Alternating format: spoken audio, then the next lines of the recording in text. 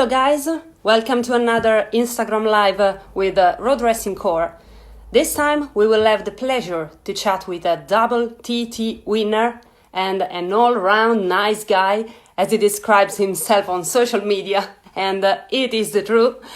Now I will translate this in Italian while we wait for Gary Johnson. Ragazzi, ciao a tutti e bentornati ad una nuova diretta Instagram Road Racing Core. Questa volta avremo il grande piacere di parlare con un 2 volte vincitore al TT e, come lui ama descriversi sui social media, un bravo ragazzo. Sicuramente molto molto spassoso. Lui, come sapete, Gary Johnson, eccolo qui. Hi Gary. Hey up, sugar. How are you? I'm very well, thank you. Very well. Good.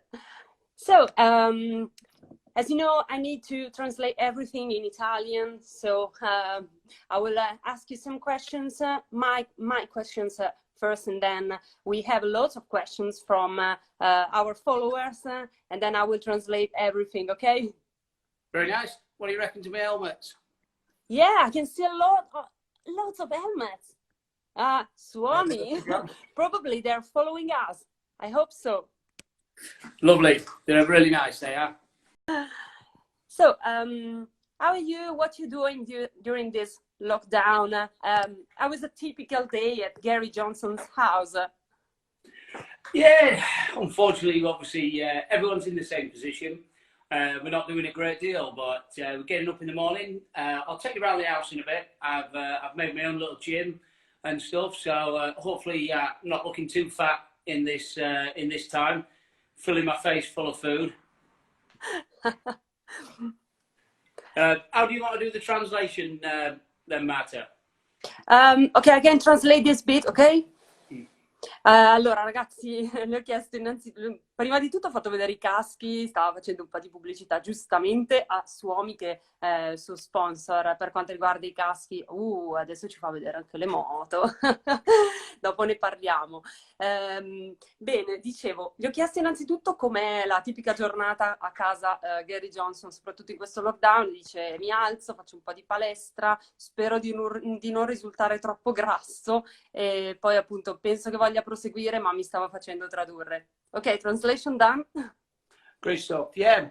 So keeping fit, getting up, keeping fit, and then getting on with the day. Well, unfortunately, with the road racing stopped, there's no road racing work to be done. And although we've been obviously in my house, like everybody's house should be, one of the spare rooms is here, prepping. I was getting the 600 ready for the Super Sport class for this year. And obviously that we have been doing a bit. As you can see, there's some of the parts hanging off it. Got one of them little wooden TT trophies, like a senior TT trophy. I'd rather have the original, but yeah, so we've been working on stuff, getting stuff ready, but all to nothing. So now looking at different work, obviously no money coming in. So at the minute, I'm an electrician, and I'll be going contracting next week back down south. There's some contracts, and to start filling the void, which unfortunately we're not filling financially now. Mm-hmm. Allora dice che questa è una delle stanze di casa sua e dice: questo è come dovrebbe apparire ogni stanza di casa. È troppo fuori. E ovviamente ci sta facendo vedere il 600 che sta preparando per questa stagione, che però non ci sarà, e ci ha fatto vedere un pochino di cose che ha in giro, i trofei, e dice che cerca di occupare la sua giornata sostanzialmente preparando la moto, e dice che lui è un elettricista a chiamata e adesso però non ci sono entrate, non ci sono gare, quindi non ha soldi che entrano. Ogni tanto lo chiamano appunto per questo suo lavoro di elettricista, ma sostanzialmente dice siamo un po' tutti nella stessa situazione, no? Very nice house, Gary. Yeah, it's lovely. Moved into it 5 years ago. These are my sex swing. Maybe for doing your abs on, maybe not for sex swinging. I've been prepping my push bikes and got my weights and different stuff, little rope thing. A little reminder of when I was good.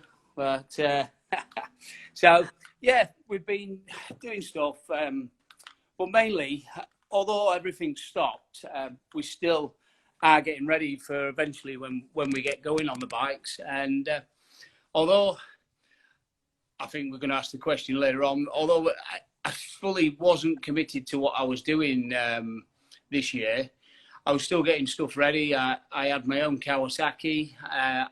They're my Triumph 675s.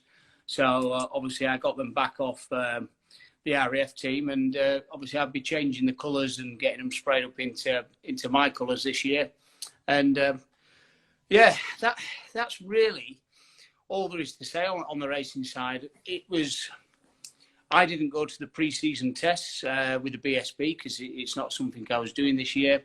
And just prepping myself, I had got a job sorted doing endurance racing at No Limits, and I was going to race in the No Limits series with a guy who's local to me, Liam Marchant, and under his banner. And basically it was getting my 1000cc ready to do the endurance racing and get the 675 ready, and I was going to do the first 2 British Supersport races on my own. Ok, great. I will translate. Allora, ha finito di farci vedere appunto le varie stanze, adesso mi sono dimenticata un attimo cosa ha detto all'inizio perché ha parlato tantissimo, però sostanzialmente ci stava spiegando, intanto guardiamo, oh lovely, thank you very much. Ci stava spiegando le moto che avrà per la stagione. Dice che per questa stagione lui non era ancora pronto sostanzialmente, a parte un annuncio che è stato fatto per la Super Twin con l'RC Express, che l'avrebbe poi colorato con i suoi sponsor. Però per quanto riguarda il resto è un'altra stagione come il 2017 con le sue moto, quindi stava preparando un 600 e una Kawasaki e una Triumph innanzitutto, e poi avrebbe sicuramente fatto le 2 prime gare del BSB Super Sport e anche l'Endurance No Limits, che è un'endurance che fanno in Inghilterra. Questo è quello che stava facendo, le moto quindi se le prepara praticamente da solo. So Gary, this was going to be another 2017 season with your own team? Not fully. I don't know fully yet. I was in talks with quite a lot of teams. Obviously parting company with the RAF team, and I was still looking around. There's still some big rides about. Obviously, Ian joined what was the Tyco team, and obviously that was someone who I was talking to, and obviously they have been known to run more than one rider. I'd also talked to some other teams, some lads, fairly big teams in the paddock, and I hadn't crossed them off, but likewise, I was looking for the right deal, the right bikes, but mainly the right people. And looking down that side, I'd penciled a deal in with Lee Johnson's team, but unfortunately, as things were moving around and races were changing, that fell by the wayside after Christmas, into February. But I was still in contact with 3 other big teams, which are in the paddock. So I was hoping something would come along, but like always, I was ready to, and I had the guys ready to run my own job. Yeah, ok. Allora, no, in realtà non è vero, non è vero che stava facendo, si sta preparando le moto per una stagione come il 2017, cioè praticamente da solo. No, intanto continua a farci vedere. Sostanzialmente lui ha detto che stava parlando con tanti team, con i top team del paddock. Stava parlando con TAS, quello che era il team Tyco, però hanno preso Hutchinson e vogliono solo, o meglio, Hutchinson vuole essere l'unico pilota del team e quindi lui è stato escluso. Stava parlando verso Natale con il team di Lee Johnston, l'East Coast, con cui aveva corso a Macao, ma poi tra Natale e febbraio, insomma, non sono riusciti a trovare un accordo. Diciamo che lui stava ancora cercando, quindi non era a buon punto. Quello che cerca ovviamente è una buona moto, ma lui dice soprattutto la giusta gente. Noto un pochino che abbia sempre qualche difficoltà per quanto riguarda i team dal punto di vista personale. So Gary, I can see someone saying hello, like Paul Jordan. Hi Paul, and and Suomi. Hi guys. Ragazzi, avete visto i caschi? Always Ce li ha fatti vedere subito. Always branded. At least that's something I can look good in. As for my hair, thank you, Sam Power. I've cut this myself, as you might be able to tell. The front's okay, but if I show you the back, it's getting really long. So I look like Pat Sharp off Funhouse. Sorry? I look like Pat Sharp off Funhouse. Got my hair that's long at the back and short at the front, so it's all looking Ti good. sto facendo vedere che si è tagliati i capelli da solo e dice davanti sono accettabili, poi li guardiamo dietro e non si possono vedere in pratica. Just going to show you something whilst you're on camera, if I can show you them. Look, these little bottles my friend Arnold in Ireland makes. They've got the MV. Oh. Obviously, my old Honda from 012. We've got the Super Sport bike here from last year and my Smith's Triumph. If you can see that. Wow. So he does a really good job, that guy. So they, does he sell them or they're just No, for you? no, not really. He builds them, and I ask him to make me one each year of my bikes, and he buys the standard bike from China, and then he paints them and puts the detail on, and then not a profit making thing. I just buy them because I love it. I think they look really good. He made me some little Stigmen. He's done me. Sorry, I'll get out of the light. Wow. Me as a Stigman. I always think that I look better with a helmet on. So yeah, he's done me one from that year. He's done me a few. There's quite a few down there. I don't know if you can see them very well in the sunshine. And then the one from 2014. But they're a great little model. Dice che questo suo amico compra i modellini standard dalla Cina e poi li ha dipinti con i colori delle varie moto che Gary ha guidato. Oh, 2011, maybe. Yeah, it's good. Very good. Quel quadro era del 2011, ovviamente sulla East Coast Honda. Così, yes, Honda, yeah, it was on the East Coast. con cui ha vinto il suo primo TT Super Sport. Just a random question. You won 2 TTs in the Super Sport classes. So is this 600 the bike that you feel most comfortable with, or? No, not really. Keeping it simple, Marta. The 600 in 011 was my best bike, but also in 011 my stocker was good, and I was on for putting a really fast lap in and getting definitely up to second, but I ran out of fuel. My superbike for them years was superbike was just off the pace, although I got a podium on it and I should have had a second, albeit a speeding penalty.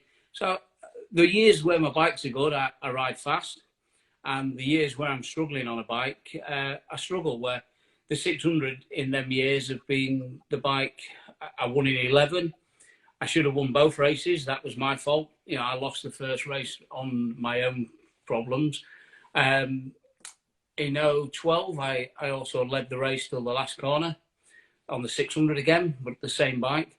And then, and then into 13, I was 6 seconds in front on the super stock. But that year in 2013, I led every super stock race at the Northwest. But I had a quick shifter problem, and you know I only lost the race by a small amount. But getting used to the bike without a quick shifter, changing gear at them high speeds, and having to shut the throttle, it took me a lap to adjust. Bruce Anstey and Alistair Seeley didn't give me a lap to adjust, and I lost the race by 2 seconds. So you know, but I was leading by a good amount, and then also the TT I was leading by 6 seconds, and then got a little oil leak. And then at the Ulster Grand Prix, I was leading by a few seconds, and it was intermittent conditions. And I think I went for dry, and it just lightly started spitting, and I ended up third. I lost to Michael and someone else, and they chose to run an inter or a wet front. So just a better tyre combination, you know. So, and the following year, the super stock, obviously I've been quick. And on years where I've had a good superbike, I've always been in the mix. But the superbike, obviously, I never get to ride it throughout the season. It's something that I just jump on at the Northwestern TT. And unfortunately, the boys nowadays, your Peters, and the likes of it, obviously Dean, they're riding the superbike week in, week out. Yeah. The team they're with week in, week out, they've been riding it. What's the team's been together 5 years? unfortunately, they're more prepared. And the superbike, the more preparation, the better. And for me to get on a superbike, even this year, without the preparation, we're looking for 2 people to break down to be in the chance of winning. And that's just plain facts. It's not putting myself down. It's not putting any other riders down. That's just the hard facts and the truth. They're more prepared and the teams are more ready. So yeah. But everyone can break down. So try and remember that. Yeah. Allora, la domanda che ormai mi sono dimenticata pure la domanda, ragazzi, talmente tanto tempo fa. No, gli ho chiesto, sostanzialmente lui ha vinto 2 TT, 2011 e 2014 con la Supersport. Quindi gli ho chiesto, ma la Supersport è la moto con cui ti trovi meglio? Lui mi ha detto no, perché in realtà lui ha analizzato tutta la sua carriera dal 2011 in avanti, facendoci notare come abbia guidato tante volte, tante gare e le abbia perse per pochi secondi, per dei problemi oppure perché aveva degli aggiustamenti da fare e lo hanno superato, anche con altre moto, quindi soprattutto nella Superstock lui ha guidato molto spesso gare all'Alster, alla North, anche al TT fino all'ultima curva.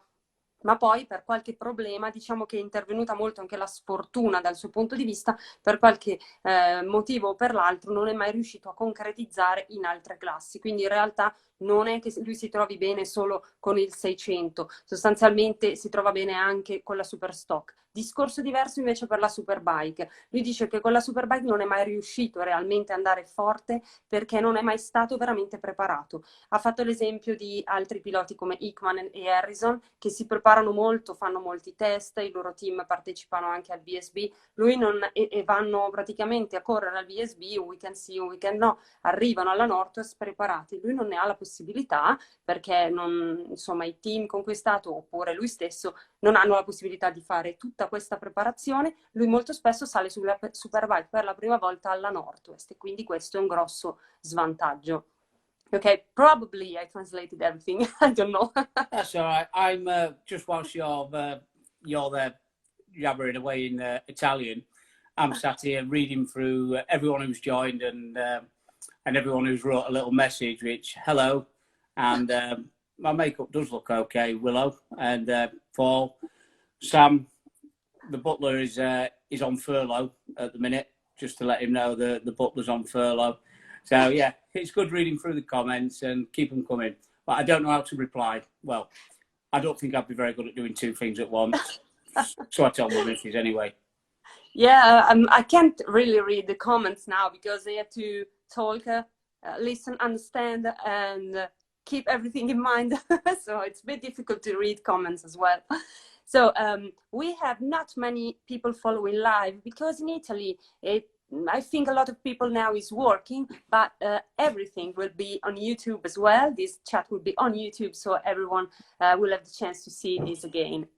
So Gary, I have another question. This is a very standard question, a very common one, but I always like to hear the replies. That which is your favorite road race and why? A difficult one to answer. I can answer it honestly, and it's quite a broad answer. But every road race has its own little bit that's good about it.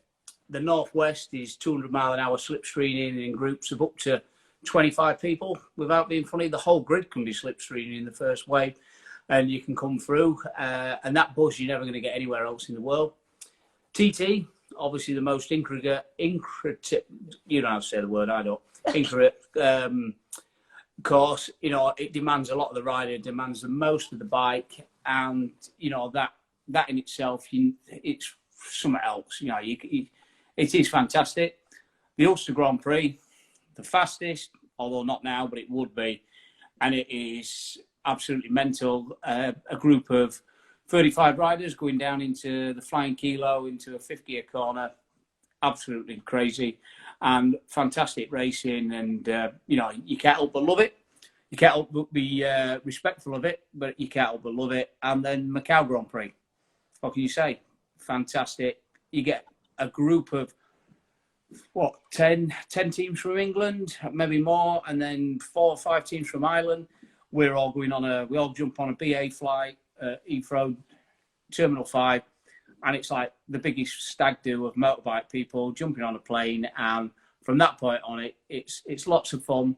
And then the track is just something else, riding with zero runoff, apart from maybe 2 corners, you can outbrake yourself. And it's some sort of computer game, red and yellow computer game, side by side. And it's the only track where you can never, ever see an apex. Because the arm coasts are high, you're constantly riding against something, so you have to learn where the apexes are. And it brings different riders to the forefront. And I always seem to go okay there, although I'm always jumping on different bikes. By the end of it, I'm always putting decent lap times in, and I just enjoy it. And then obviously being in the Far East, it allows us to carry on to other pastures and have a bit of an holiday, which is always nice to hour and hour after a bit of serious road racing.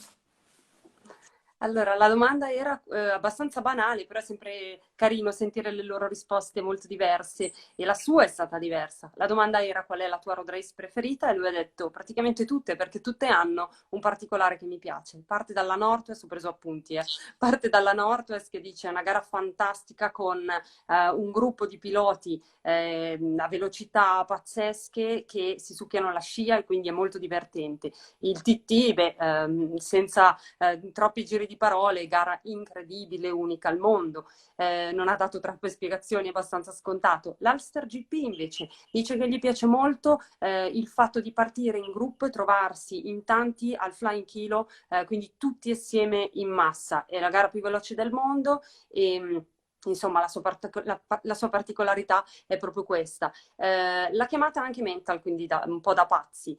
E ancora poi ha speso buone parole ovviamente per Macao, gara conclusiva della stagione. Lui dice ci sono circa una decina di team inglesi più altri team irlandesi, e poi da altre parti del mondo, soprattutto gli inglesi e gli irlandesi si ritrovano tutti in aeroporto a Heathrow. Ha detto anche il numero del terminal 5, e si parte per quello che lui considera una specie di addio al celibato delle road races. Infatti lì è grande festa, e soprattutto loro vanno, il gruppo degli inglesi va anche in vacanza di solito dopo Macao.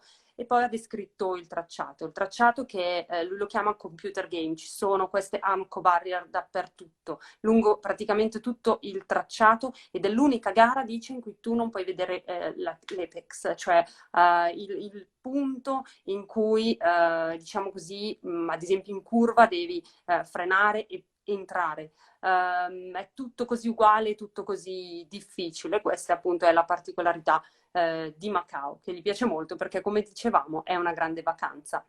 Gary, I was going to ask you to describe Macau, but you already done it. You're like a local hero in Macau. Any idea why? Apart from your string of top 10 finishes from 2009 to 2016, I think. Probably. Yeah, I'd like to say it's because I'm tall, blonde and handsome, but my hair's getting darker and greyer. I'm getting shorter and fatter, so I don't know if that's the truth. But in truth, obviously, I've rode the Chinese CF motorbike, obviously a bike I rode for 4 years. I did some time over in China because of that bike and met a lot of people. I also have been in China. I've done some training schools in just up near Beijing. I did a few days training school with a lot of China. So I get to meet a lot of Chinese people. I'm always easy to approach, and you know, I always spend time with people, and I think, you know, that people like you because of that. And you know, I'm always one of the guys that the Chinese come up to and ask for photos and oblige. I know all the road racers are good guys and that, but you know, sometimes I think, you know, with my connection over there and stuff, you know, I have a little soft spot for it. Thankfully, obviously, China, as it like any colony people, there's the good side of people and the bad side of people. But the ones I meet are into motorbikes, and they're all fantastic. Allora, la domanda è, stavamo parlando di Macao e la domanda è, descrivi un pochino Macao, perché tu sei così amato lì? Perché dovete sapere che lui è considerato quasi l'eroe locale. Quando arriva a Macao ci sono le persone sulle tribune, beh, le poche persone sulle tribune, che a volte hanno degli striscioni con il suo nome. Lui è veramente considerato un idolo, no?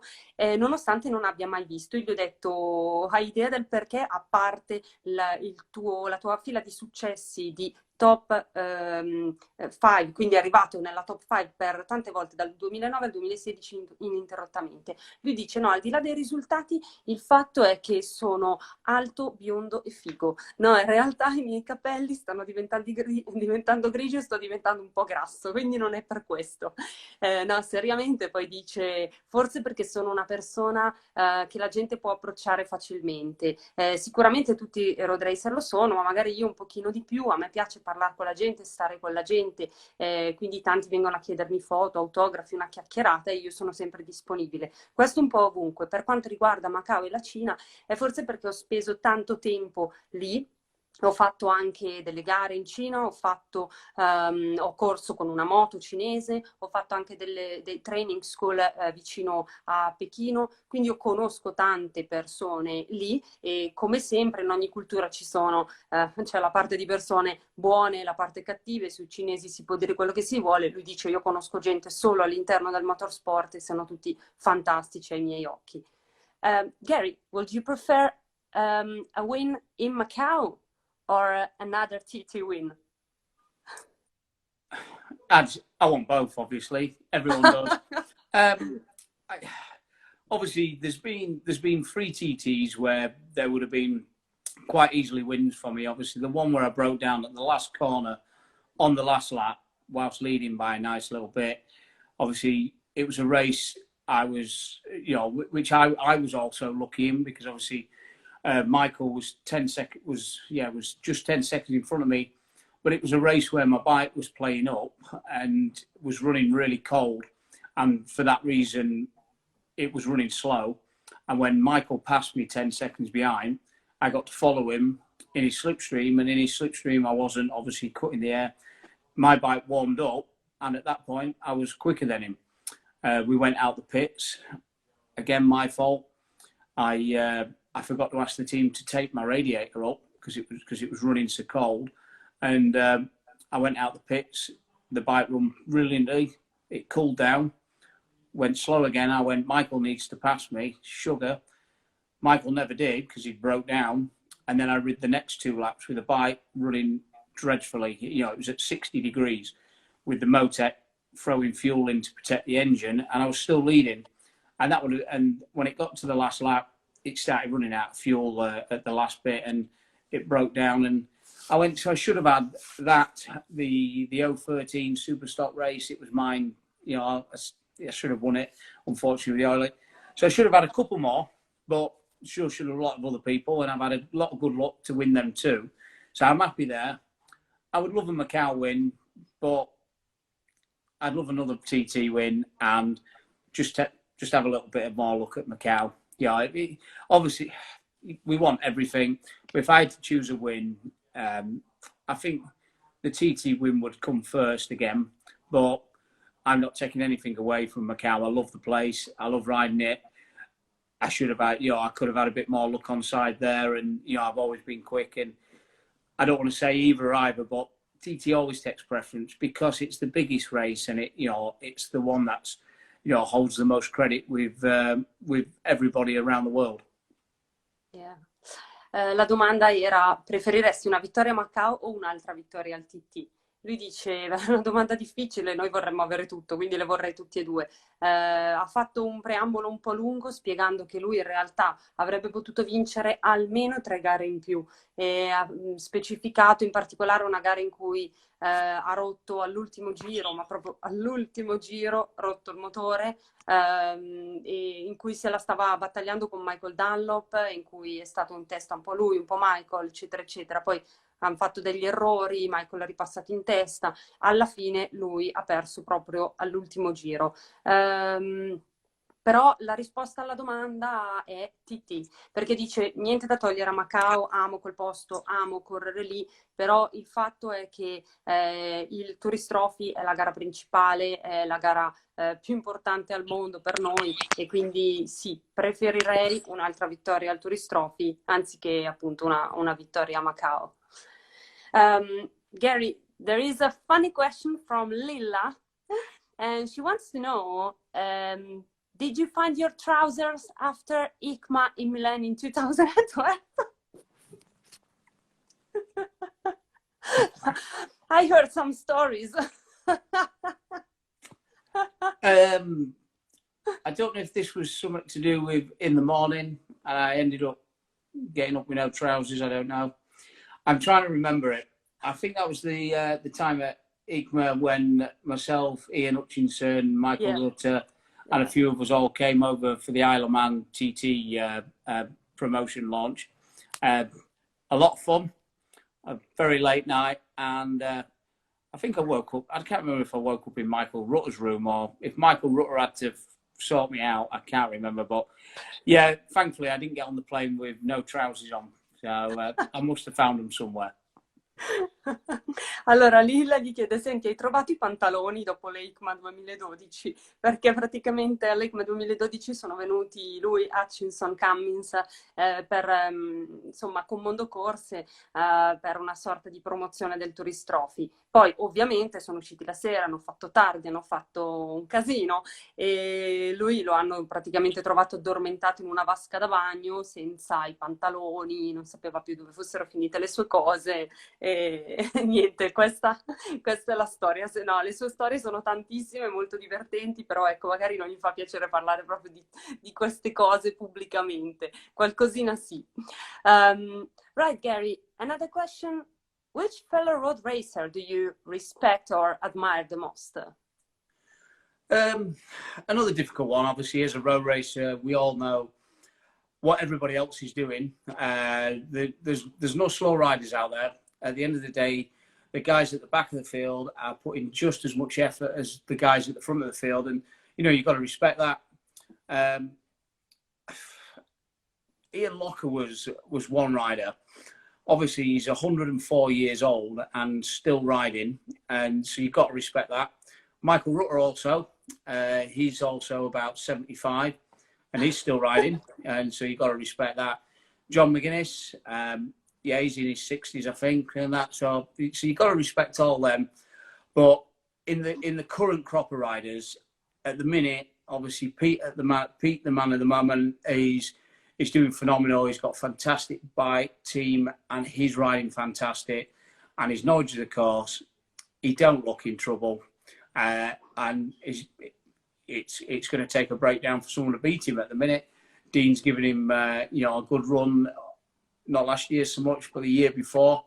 Yeah. But ultimately, everyone's a respected rival.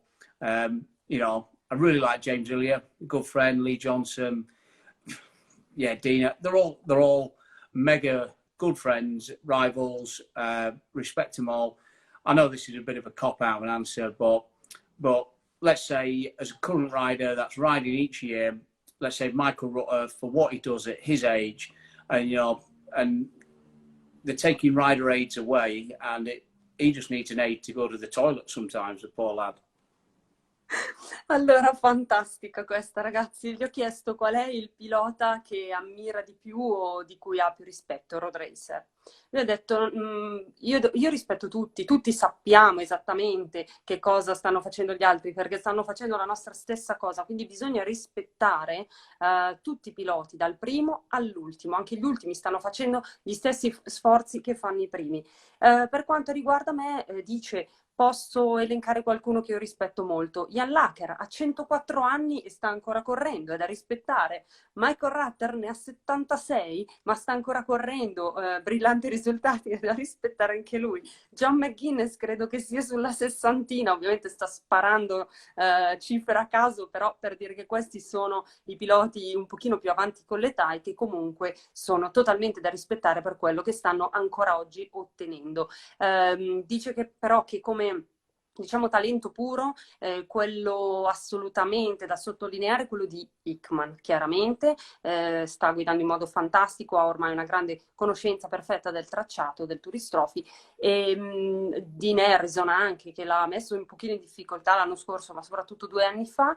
Poi tornando al fatto del rispetto, dice no, ma io davvero li rispetto tutti, sono anche molto amico, mi piace molto James Hillier, sono molto amico di Lee Johnston, però se dovesse proprio scegliere qualcuno lui dice Michael Rutter, che magari ogni tanto essendo vecchio bisogna andare un po' spesso alla toilette, però lo rispetta moltissimo per quello che fa e che ottiene alla sua età.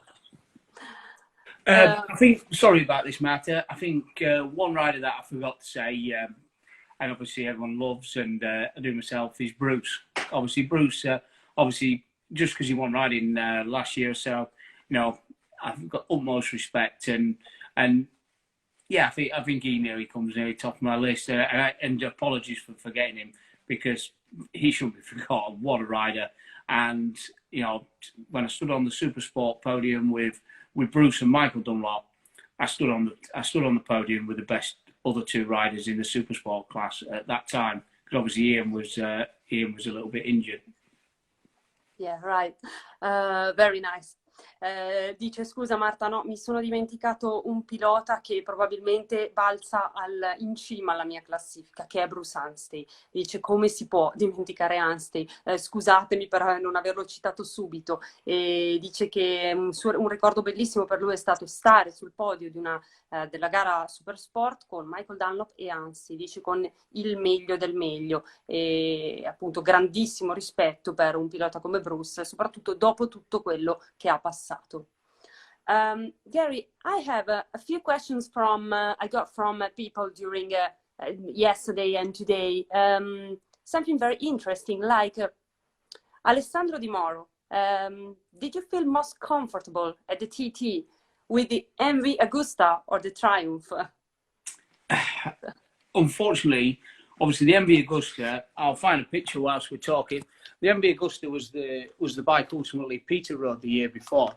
The year I rode it, it was extremely undeveloped. We got it a week before, a couple of weeks before the Northwest 200, and quite frankly, it wasn't ready.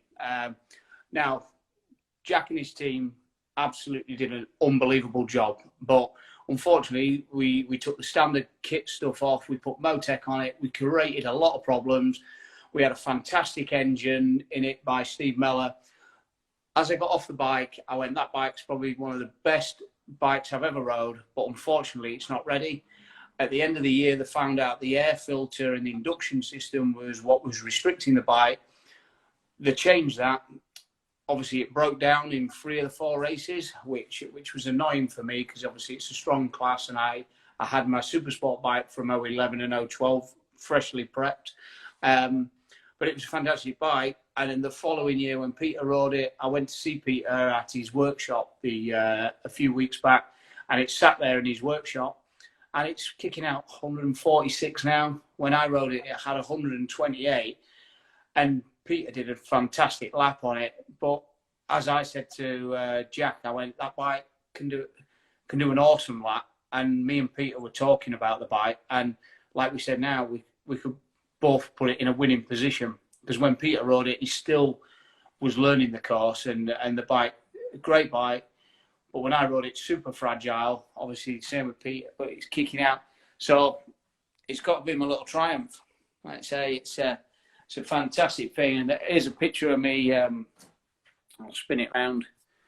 There's a picture of me on the Triumph coming through the K3. I've got the name of the track there, but yeah, that's me on the K3. So looks, it's obviously holds a lot for me, because I put it on proper display with all my helmets. I'll show you around this bike as a minute. Bike's looking, sat here with all its fairings off, with the exhaust off, trying to do some development on that with stuff, and obviously the downpipes. I'm take you through to my other room, like, yes, with a small helmet collection, which throughout the years, different helmets from Macau, and some hidden away, but they are my pride and joy. That one is quite a special helmet. I remember this one. Yes. It's a really good one. So very nice. Yeah, a lot of nice helmets. Very lucky, and some of that. Hopefully, I'll get on proper display at some time. So yeah, really hoping I can one day, obviously, have my super sport bike that I own, whatever bike I finish on, my Kawasaki, all that, and make like a little bit of my own little personal space, games room and that, maybe a bar and a snooker table, and it would be really nice to put them on display. Like this helmet that I got this year for Macau is a chrome effect. Now Xiaomi did this for me, and it's a blue chrome, and it is something rather fantastic. In the daylight, something else. So that's ultimately the ones that show. They all hold a little bit, but this new Xiaomi is fantastic for the paint job. And it was the best helmet in Macau. My opinion, but it was. I remember my friend Diego Mola took some fantastic photo of you with the helmet in your hand, showing your helmet. I remember them. It's a very, very nice helmet, really. Yeah, my helmet is lovely. I translate. Allora, siamo partiti dalla domanda di Alessandro Di Moro, ma anche Claudio Lolli. Mi avete fatto in due questa domanda per Gary. Tra le 3 cilindri che hai guidato, al TT preferisci MV Agusta o Triumph?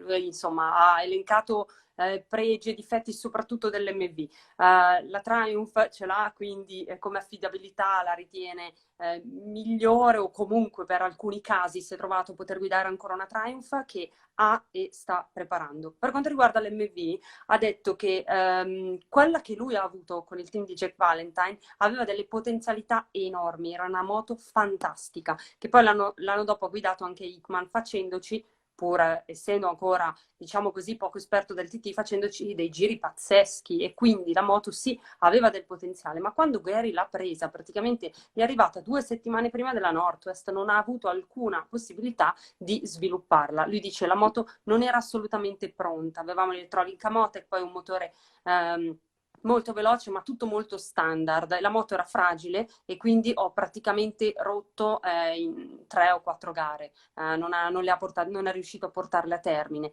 Poi ho avuto la possibilità di parlarne anche con Hickman, e tutte e due hanno detto questa moto potrebbe farci vincere, però insomma purtroppo non è andata così.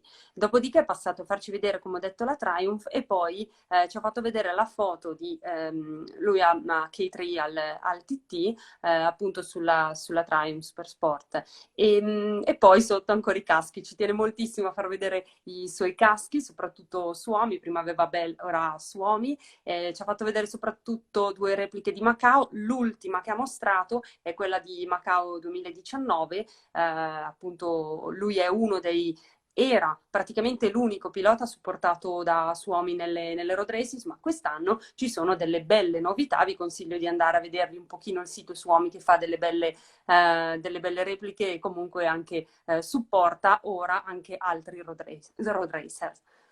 Are you okay remembering that much? Do you want me to make it shorter? Holy sugar. I write something down. I don't know how I write it, because I can't even read what I'm writing. Just PowerPoints, yeah, that's cool. Show you there, obviously, just as we're in the front room, we've got another one of them Smith models there. Obviously there, we've only got Turbo and my mum there doing theirs and 1TT. Oh, Turbo, I think he looks like Giacomo Accassini in his younger days. Maybe not. Si è fatto vedere la foto di famiglia nella sua foto fatta appunto dopo la sua vittoria al TT nel 2011, molto carina.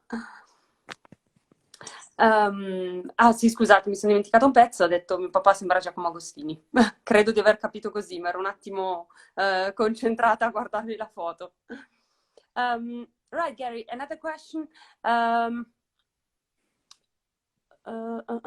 Marco Pagani, do you remember him? He says, how many beers can you drink before collapsing? I've never found out. Mi ha chiesto Marco Pagani chiede quante birre vuoi bere prima di collassare e lui non l'ho mai scoperto. the best answer, Gary.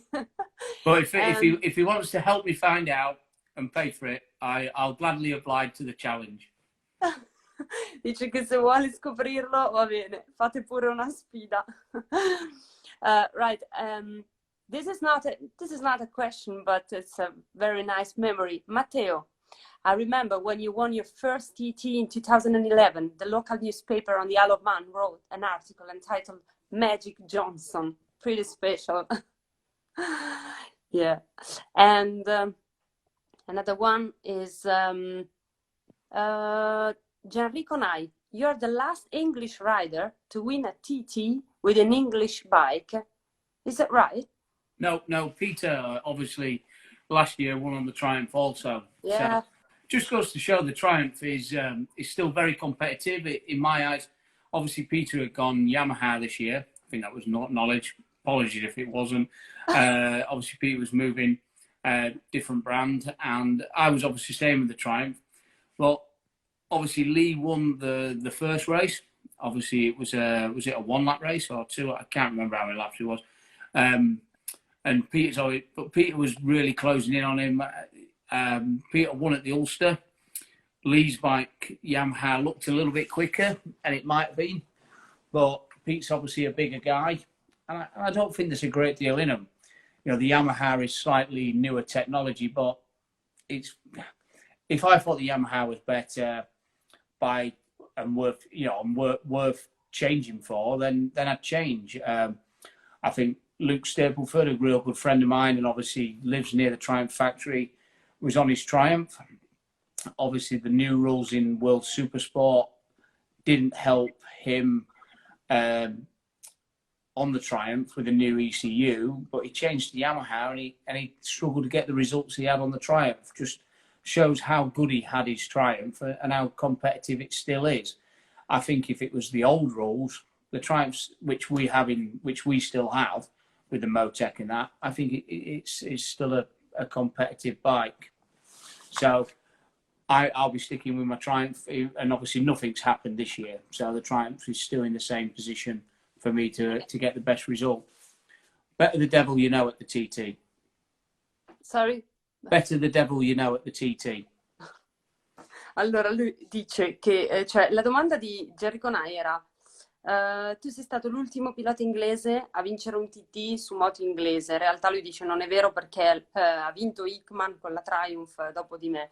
E poi ha fatto una piccola gaffe, diciamo, perché dice però quest'anno Hickman ha cambiato marchio, non avrà una Triumph ma una Yamaha. E poi dice ops, non so se potevo dirlo, non so se lo si sa già, comunque scusatemi, è così. E dice che appunto il regolamento ha un pochino osteggiato la Triumph ultimamente, e il team come Smith, che è appunto il team di Hickman, ha preferito un cambio di marchio. Dice io per adesso ho la Triumph. Quando faceva riferimento a Lee, è ovviamente il suo ex proprietario del team RAF, con cui appunto lui non corre più. Avete visto che però aveva la Triumph con i colori, con una carena, soprattutto il cupolino per terra con i colori RAF dell'anno scorso, però lui l'ha acquistata, questa moto è sua, e quindi vabbè, se si era portato via la carena, però non c'entra più niente, lui non corre più con quel team. Ma come abbiamo detto prima, sta parlando con altri team per vedere se avrà altre offerte. Ok, andiamo avanti con qualche altra domanda. Abbiamo the last 5 minutes, okay, Gary?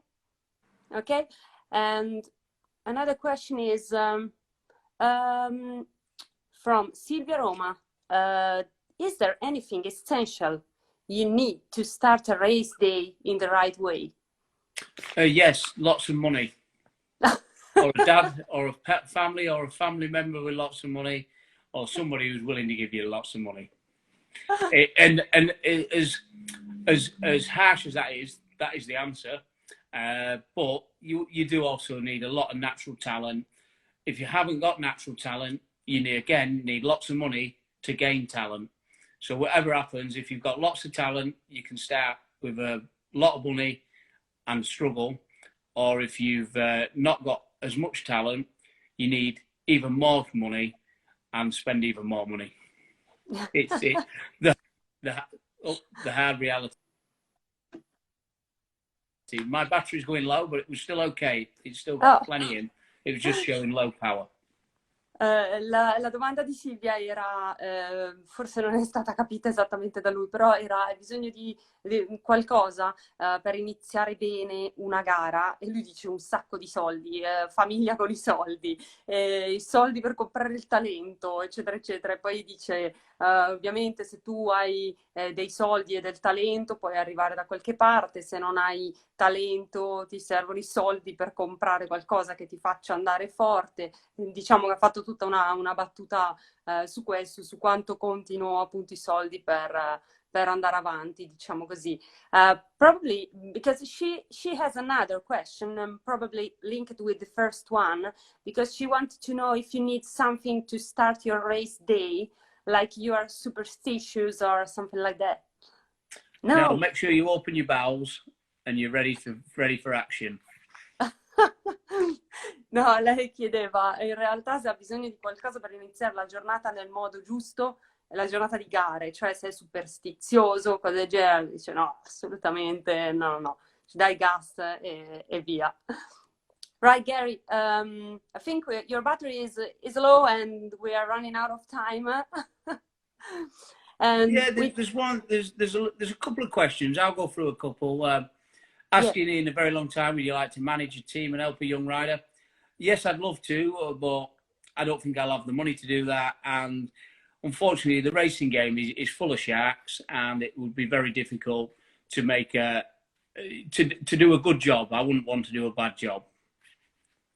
Very good. Qualcuno gli ha chiesto, a lui ha letto questi commenti mentre li traducevo, qualcuno gli ha chiesto come ti vedi tra un po' di anni, magari come team manager per aiutare giovani talenti. Lui dice sì, mi piacerebbe farlo, però non credo di poterlo fare perché non avrò mai i soldi per farlo. Questo ambiente, l'ambiente delle moto, è anche pieno di squali, no? Avvoltoi, quindi io lo vorrei fare solo se ho veramente le possibilità, quindi lo vorrei fare nel modo giusto. Is there anything else? Yeah. This one said, "Hi, Tony. Said, what do you think about the lightweight races?" I do like the lightweight race. It's a lovely bike to ride around the TT. The Chinese bike was capable of winning and capable of nearly having a lap record. In a couple of years back, it never happened. We had a little issue on Ryan's bike, which we didn't find out till after the race because I was going quick on that. It's a race. I love the bikes. The slower, flatter, still fast lap time bikes. I really enjoy them, and it's well worthy for that race. Allora qualcuno gli ha chiesto se gli piace la categoria delle lightweight. Sì, assolutamente sì. E lui ha ricordato che ha corso con la VK Bikes, che è una moto cinese, ed era una moto che non gli ha dato i risultati sperati, però una moto che lui dice capace di vincere, veramente capace di vincere. Ha comunque gli ha dato dei buoni risultati in termini di tempi sul giro, però magari non come risultato finale. And Gary, do you remember a few years ago, I think it was 2013, 14, something like that, you came to Milan to an event at a place called Motosplash? Go on, say his name, begins with G. How do you say his name? Jamba. Gamba, that's it. Gamba. Yes. I was going to say Gimba. Gamba, yeah. Yes, and he's riding right now, Chapa la Moto. Yeah, he's fantastic. It was his birthday not long ago. I wished him happy birthday on Facebook. Ah, right. So he's asking now, come to Italy again, Gary. We can organize something again. Yeah, no problem. I loved it. We had a great time. Someone's asked who inspired me to start racing. Basically, my dad waited till I asked for a motorbike, and he's not a racer. He's a steel worker, and but into his bike. When I asked, he got me into racing bikes, motocross, and obviously so basically my dad did. Allora, lui ha letto un'altra domanda, cioè come ha iniziato a correre in moto, e lui dice grazie a mio papà che aveva delle moto, ma non era assolutamente parte dell'ambiente, però io gli ho chiesto di comprarmi una moto e lui ha iniziato con il motocross, quindi è merito di suo papà. Io invece prima gli ho detto, ti ricordi che qualche anno fa, credo 2014, sei venuto a Milano a fare una serata al Motosplash? Lui ha detto sì, come si chiama il proprietario? Giamba. Ecco, Giamba sta scrivendo qui sotto con il nome Ciapa la Moto, che è il nome della sua associazione, e lo ha invitato ancora ad una serata, quindi chissà, magari quando finirà tutta questa situazione riusciremo ad organizzare una serata con lui che, come potete vedere, è veramente simpaticissimo e molto molto disponibile. Right, Gary, thank you very, very much for your time. Thank you very much for the tour of your house as well. Well, there's only a couple of rooms. I'm just going to say a couple of last photos I'd like to show you. Obviously loved it in 08 and 09 on the Robinson concrete bike. That's also at the K-Tree. Obviously, I've got my picture only really from 2012 on the Padgett's bike, going round. Go on, Gaz. The wall. I forgot now what the name is. I'm useless. You've already seen the MV picture, and one that's pretty dear to me is this one here. When I started out in 2005 in the British Supersport class, I won the British Supersport Cup Championship. A lot of little private sponsors on there and stuff, and a really well turned out bike by a good friend of mine, Dave Cross, used to do the bike, and you know, that's where it all started, and that's where I lost all my money to start with. Yeah, that was probably Handley's Corner on the. Handley's, that's it. Well, you know where you're going. I don't. So. Allora, ha fatto vedere varie foto, mi diceva un punto, non si ricordava il nome, gli ho detto forse Handley's Corner, sì, è quello. Poi ha fatto vedere una vittoria nella British Superstock. Ghostly. Yeah. Black and white. Yes. A friend of mine, Woody, texted them, and that's got it's just chucking it into a slide into Ghostly. It looks, it's an awesome picture and stuff. Yeah. So, no, I would love to have a picture of yourself of the Kells jump, the most incredible jump ever. Yeah, that was when I was young, dumb, and full of cum. I used to hit that flat out. The bike handled well, and I had confidence. You know, I'm an ex-motocrosser, and I literally was the only one who didn't back off. And you can see it when I take off on the video on YouTube, Kells jump, and the little lad in the video. It's something else to watch his face. He's amazed by everybody flying over the jump, and then I come across and he just goes, yeah. So yeah, it's great. Gli ho detto invece io vorrei avere una sua foto del suo salto a Kells quando ancora faceva le Irish Road Races nel 2009 con non ricordo più che moto, ma era del team Will Duncan, e praticamente lui dice sì, io si vedeva che venivo dal motocross, ero giovane, un po' pazzo, e facevo dei salti così pazzeschi, veramente. Andatevi a vedere, dice anche su YouTube, il video Kells Jump, e guardatevi anche la faccia lui dice forse un ragazzo che viene inquadrato e veramente allibito dalla velocità dei piloti che passano e che fanno appunto quel salto. E lui, penso che quel salto sia il salto più spettacolare mai fatto nelle road races. Non so a quale altezza sia arrivato Gary. Right, Gary, we're really running out of time now. Great stuff. No, thank you very much. Jesus Thank Christ. you very much. That's an hour. That's the shortest I've ever talked for. Yeah. Thanks a lot again, Gary. Thanks everybody for the questions. Cheers for that. Thanks, Martha. Ciao, ciao. Ciao, ciao. Ciao.